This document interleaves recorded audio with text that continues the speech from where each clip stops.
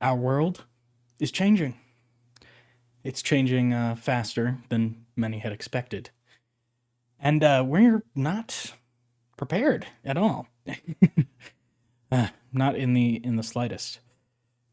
I don't think people understand the magnitude of the problems that we are going to have to face. There will be, in the coming years and in my lifetime, a mass migration unlike anything the human race has ever seen.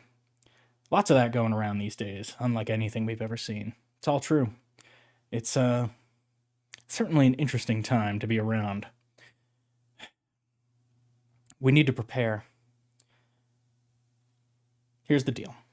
We got all these reports, Intergovernmental Panel on Climate Change, the IPCC. You've got the National Climate Assessment, and both of these invaluable resources, really. But, but, uh, we know for a fact that they are being tampered with, that there are pressures on the scientists working on them to present a rosy outlook. And all of our adaptation plans include a big reliance on, as of yet unproven, carbon capture. We're up Shit's Creek without a paddle, okay? Here are the broad strokes predictions, okay? These hopefully are reliable. But, I don't like Jordan Peterson too much, but there's a kernel of truth in what he said on, he was on Joe Rogan once, and he said that, well, the climate is everything. Uh, that's true. It's the entire planet. Our whole planetary system has been thrown out of whack.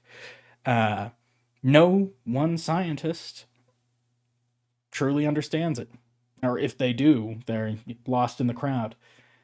You need all sorts of people. You need oceanographers and geologists and climate scientists, but no one person can understand all aspects that go into one of these big reports I'm talking about. But broad strokes, if our predictions hold true, the tropics are going to warm to a very uncomfortable level. It's going to be brand new sort of environments, nothing humanity has ever lived through before. Now, granted, they will warm the least because greenhouse gases, they tend to spread the heat around. So the poles are most affected while the equator is less so. Now, the subtropics are drying out. The water is just going away. So that's not great. Humans, fun fact, need water to live. I learned that from Bill Nye. Um, I love that skit. Anyway, um, the temperate regions are going to get a lot wetter, a lot stormier. Now, all things considered, it's a fairly rosy outlook. The temperate regions have it lucky. The Arctic regions are undergoing the most change, like I said. And so there's going to be severe disruption, mass die offs, complete environmental transformation. And you're going to see a lot of that in the temperate region as well. So the closer you get to the poles, the more chaotic it gets. The closer you get to the equator, the hotter it gets. So it's sort of a balancing act. And unsurprisingly, I suppose, the temperate region is where you want to be. Now, who's in the temperate region? Who's in the temperate region? Well, in the southern hemisphere, the list is pretty short. Argentina, Chile, a little tiny bit of Australia, and New Zealand. And of course, in the Arctic, you have Antarctica, but it'll be years and years before that's even close to an option for people to live in. Otherwise, I suppose things do go faster, like I said, than we predict. I could eat those words. Um, so the southern hemisphere is pretty fucked, pretty pretty bad. In the northern hemisphere, things are a lot more optimistic. The United States and Canada both pretty underpopulated as far as density of people on the land goes, and they have plenty of the temperate band. They're hogging a lot of it to themselves.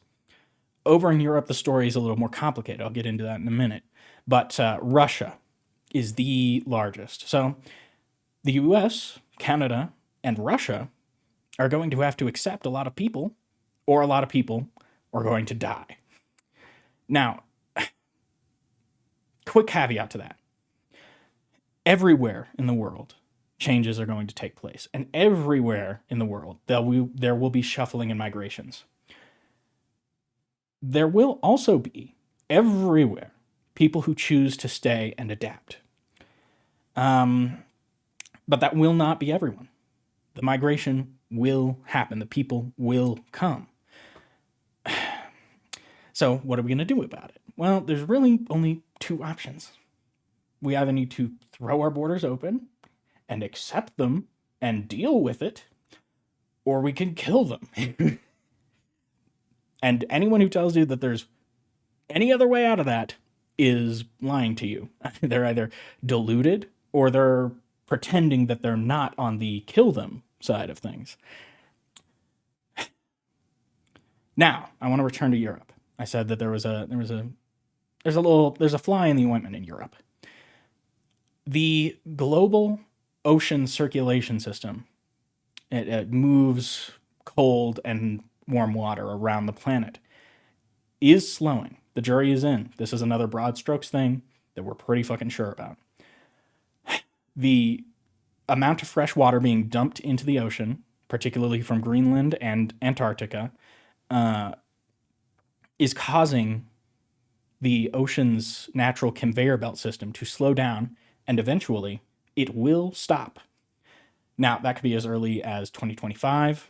At time of recording, that's like, 2 years, year and a half away, whatever. So there's that. And when it does shut down, Northern Europe, I'm talking the British Isles and the Scandinavian countries, are going to experience rapid cooling. They're not going to get the warmth they once had.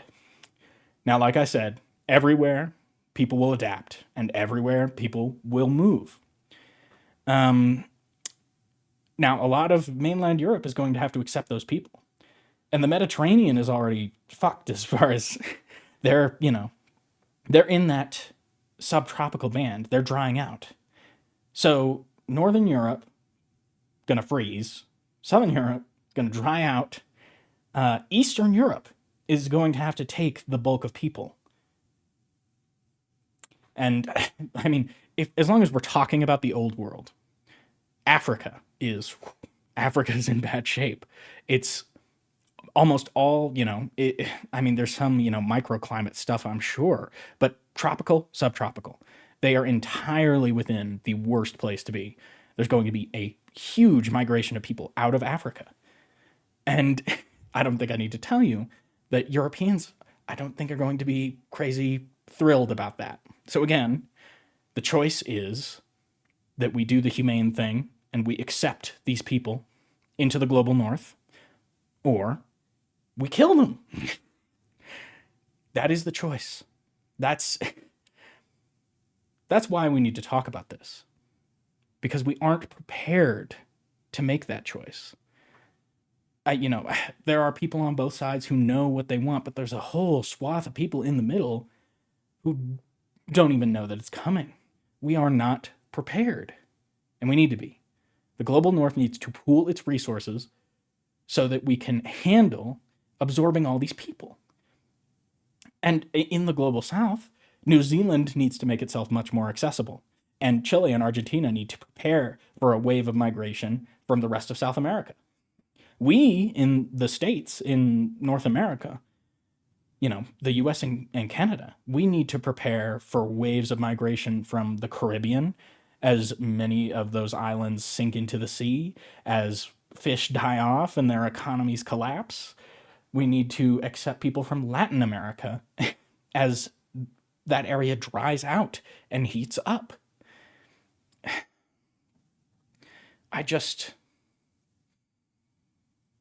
just seems to me that we are sleepwalking towards a horrific future, a future that is fully avoidable. But we need to have the right people in power, and we need to be having these conversations. I don't know. I've been Appleby. Thanks for watching. And I don't know. I hope it was food for thought at the very least. If you made it all the way through, do the YouTube things, you know.